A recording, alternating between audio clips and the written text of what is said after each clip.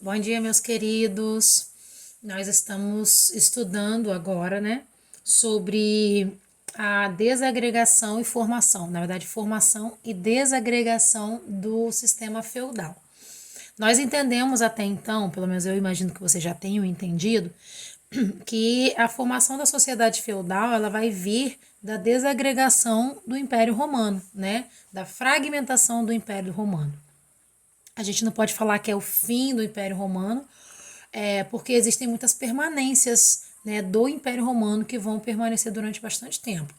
Mas o Império Romano em si, como estrutura política, sociedade, organização, né, vai chegar ao fim em 476 depois de Cristo.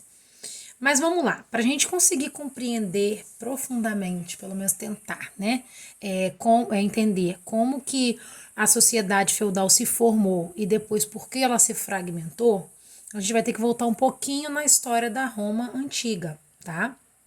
Lembrando que a Roma antiga ela passa por 3 períodos, tá? Primeiro período a monarquia, segundo período a república e terceiro período o império, tá?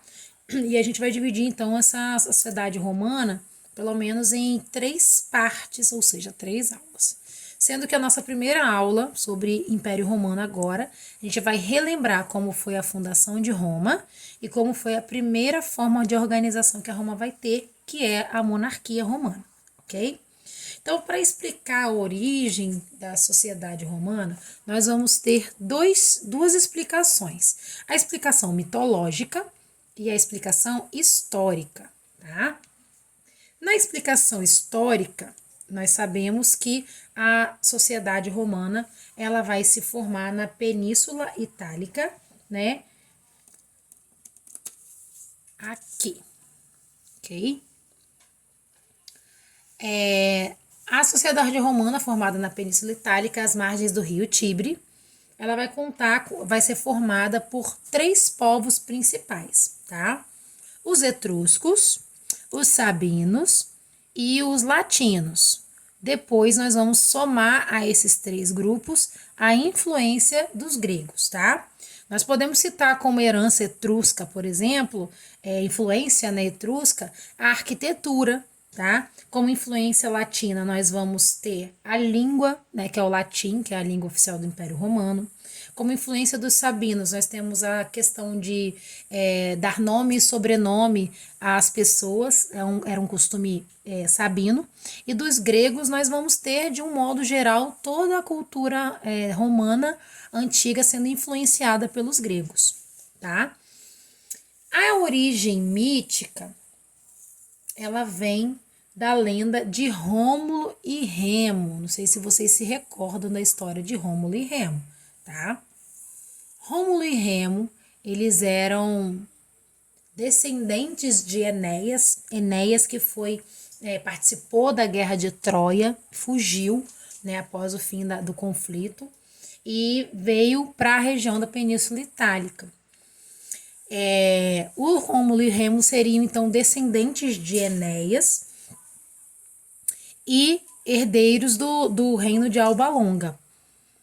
Só que o reino de Alba Longa ele foi usurpado, né? Foi tomado, roubado dos meninos pelo seu tio Amúlio, que jogou os meninos no cesto e colocou esse cesto dentro do rio Tibre.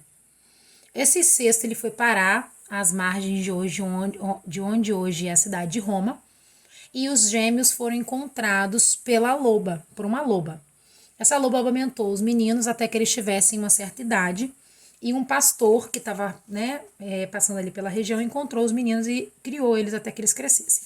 Quando eles já estavam grandes, eles descobriram a origem e que eles eram herdeiros de um reino.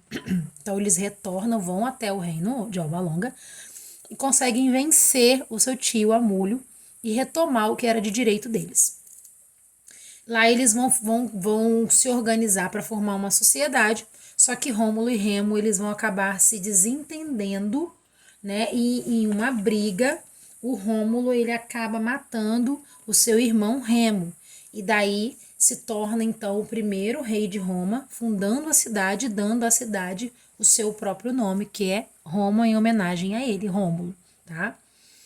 Essa história mitológica independente de ser mitológica ou histórica, a história da origem de Roma, fato é que a sociedade romana ela vai se organizar inicialmente como uma monarquia, ou seja, eles vão ser o povo romano ele vai ser governado por um rei, tá? A sociedade romana então monárquica ela vai ser organizada em 4 grupos de pessoas. O primeiro grupo de pessoas são os patrícios, tá?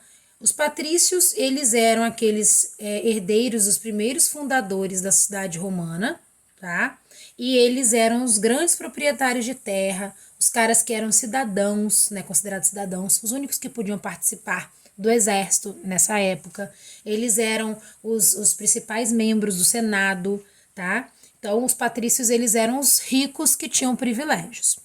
Além dos patrícios, nós vamos ter os plebeus.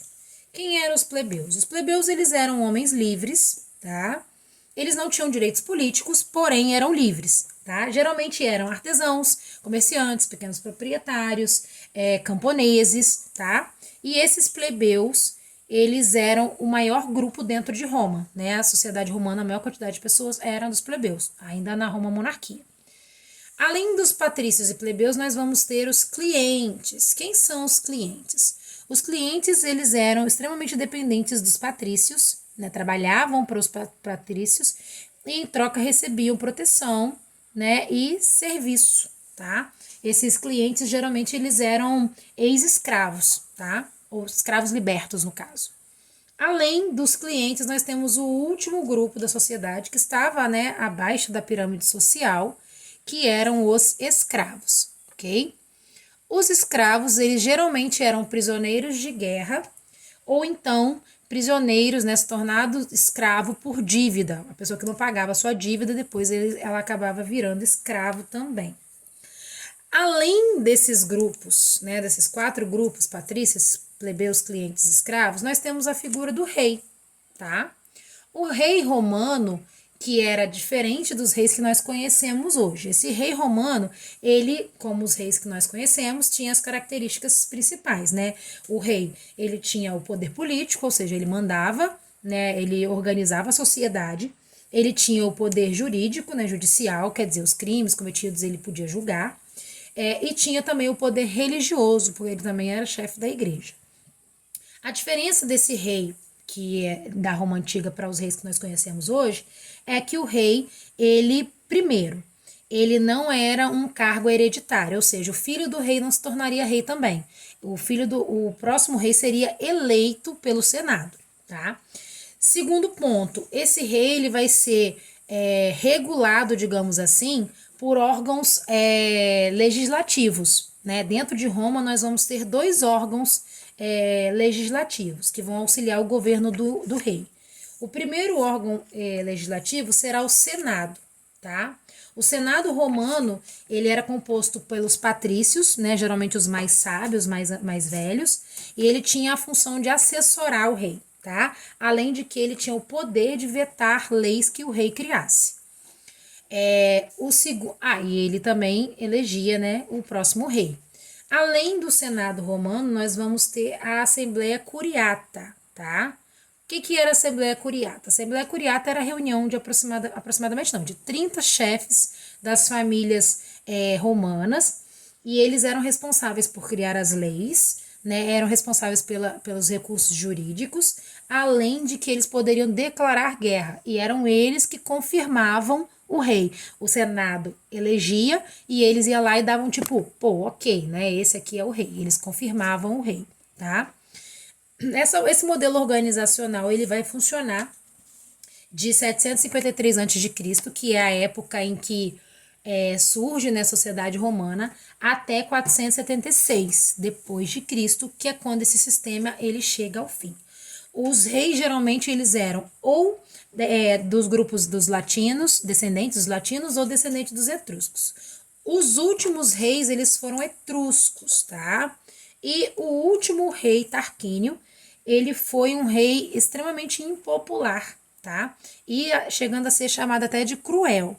E esse rei Tarquínio ele vai provocar uma revolta muito grande dentro do Senado, até que o Senado destitui Tarquínio de se tornar de rei, né? Tira ele do poder e instaura a República Romana, onde não vai mais existir o governo de reis e o governo passa a ser exercido pelo próprio Senado, ok?